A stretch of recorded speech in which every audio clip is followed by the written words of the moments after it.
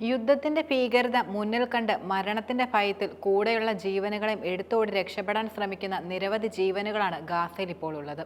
സ്വന്തം മണ്ണിൽ അഭയാർത്ഥികളെ പോലെ കഴിയേണ്ടി വരികയും സ്വന്തം മണ്ണിൽ നിന്നും കുടിയേറ്റക്കാരെ പോലെ കുടിയിറക്കപ്പെട്ട കുറച്ച് ജീവനുകളായി അവർ നിലനിൽക്കുകയാണ്. പലായനം ചെയ്ത ശേഷം മണ്ണിൽ സമാധാനം പുലരുന്നത് കണ്ട് തിരികെ വീട്ടിലെത്തിയവരുടെ മാനസികാവസ്ഥ എല്ലാം നഷ്ടപ്പെട്ട ഒരു മനുഷ്യന്റെ അവസ്ഥയാണ്. തെക്കൻ ഗാസയിൽ നിന്ന് വടക്കൻ ഗാസയിൽ തിരിച്ചെത്തിയ പതിനായിരക്കണക്കിന് പാലസ്തീൻകാരുടെ മുന്നിലുള്ളത് യഥാർത്ഥത്തിൽ ഇപ്പോൾ തകർന്നടിഞ്ഞ കെട്ടിടാവശിഷ്ടങ്ങളും അവരുടെ ജന്മനാടും മാത്രമാണ്. കിടക്കാൻ ഒരു സ്ഥലം ഉണ്ടാക്കാനായി താൽക്കാലിക കൂടാരങ്ങൾ ഉണ്ടാക്കുകയാണിപ്പോൾ ഗാസയിലെ നിവാസികളെല്ലാം. 3 ലക്ഷത്തോളം പാലസ്തീൻകാർ വടക്കൻ ഗാസയിൽ മടങ്ങിയെത്തിയെന്നാണ് കണക്കുകളെല്ലാം സൂചിപ്പിക്കുന്നത്. ലക്ഷക്കണക്കിന് ആളുകളാണ് ഇപ്പോഴും വരുന്നത്. എന്നാൽ അടുത്തയാഴ്ച ആരംഭിക്കുന്ന സമാധാന ചർച്ചയുടെ 2ാം ഘട്ടത്തിനു വേണ്ടിയുള്ള പ്രാഥമിക ഒരുക്കം മധ്യസ്ഥർ ആരംഭിച്ചുവെന്ന വാർത്തകൾ പുറത്തുവരികയുണ്ടായി. കരാർ പ്രകാരം വരും ദിവസങ്ങളിലായി 3 വീതം ബന്ദികളെ ഹമാസ് വിട്ടയക്കുന്നതായിരിക്കും. പകരം 100 കണക്കിന് പാലസ്തീൻ തടവുകാരെ ഇസ്രയേൽ മോചിപ്പിക്കുകയും ചെയ്യും.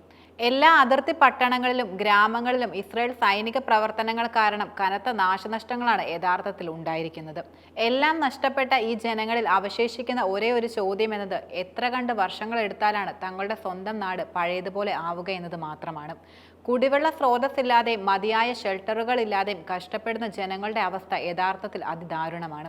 നവംബർ അവസാനത്തോടെ പ്രാബല്യത്തിൽ വന്ന വെടിനിർത്തൽ കരാർ നിലവിലുണ്ട്. എന്നാൽ പലതവണയായി അത് ഇസ്രയേൽ ലംഘിക്കുകയും ചെയ്തിട്ടുണ്ട്. കഴിഞ്ഞ ദിവസം തന്നെ തെക്കൻ ലെബനിലെ നഗരമായ നബാത്തയിൽ ഇസ്രയേലി ഡ്രോണുകൾ 2 ആക്രമണങ്ങളായിരുന്നു പ്രധാനമായും നടത്തിയത്.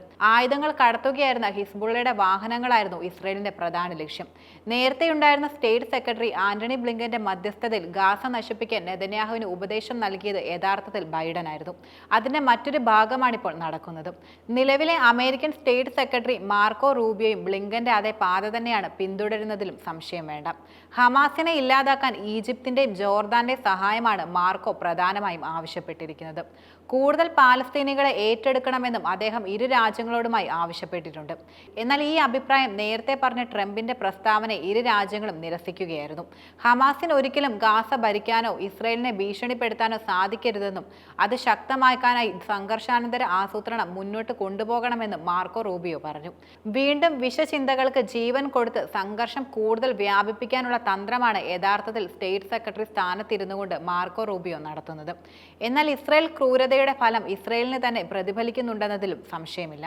ഭരണവിരുദ്ധ വികാരം രാജ്യത്ത് വളരെയധികം ശക്തമാണ്. ഇനി തിരഞ്ഞെടുപ്പ് ഉണ്ടാവുകയാണെങ്കിൽ നെതന്യാഹുവിനൊരു പദവി കിട്ടുമോ എന്ന കാര്യം വളരെ വെല്ലുവിളി നിറഞ്ഞതാണ്. ഗാസയുടെ പുനർനിർമ്മാണത്തിന് സഹായിക്കുന്നതിനുള്ള ആദ്യത്തെ ശ്രമം എന്ന നിലയിൽ ഗാസയിൽ മലേഷ്യ ഒരു സ്കൂളും ആശുപത്രിയും പള്ളിയും നിർമ്മിക്കുമെന്ന് പ്രധാനമന്ത്രി ദാത്തൂഖ് സെരി അൻവർ ഇബ്രാഹിം പ്രഖ്യാപിച്ചിരുന്നു. ജനങ്ങളുടെയും സ്വകാര്യ മേഖലയുടെയും സഹകരണത്തോടെ പുനർനിർമ്മാണം നടത്തുമെന്നും അദ്ദേഹം കൂട്ടിച്ചേർത്തു. ഗാസയുടെ പുനർനിർമ്മാണത്തിൽ ജാപ്പനീസ്, മലേഷ്യൻ ഗവൺമെന്റുകളുടെ സംയുക്ത ശ്രമങ്ങൾ ഉൾപ്പെടുമെന്നും അദ്ദേഹം വെളിപ്പെടുത്തിയിരുന്നു.